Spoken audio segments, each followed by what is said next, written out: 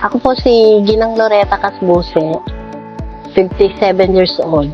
Ito po ay isang mahalagang mahalaga sa aking mga apo, pamangkin, kasi doon sila natututo kung paano makisalamuha at kung paano sila maging maayos sa paghapagkainan. Sa akin napapasalamat din sa nagbuo nito ng GoFeed.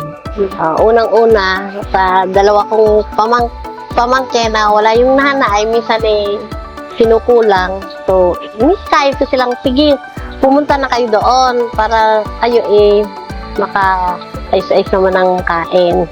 Yung iba, tinuturuan ko din na punta kasi yan yung lang po kanila ni Pastor June na malaking tulong talaga.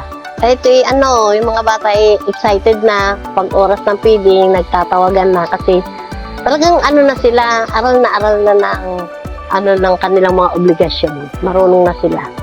Hindi sila nagpapabaya. Ang masasabi ko, unang-unang magpapasalamat ako sa nagtayo niya, sa lahat ng bumubuo na malaking tulong sa mga kabataan.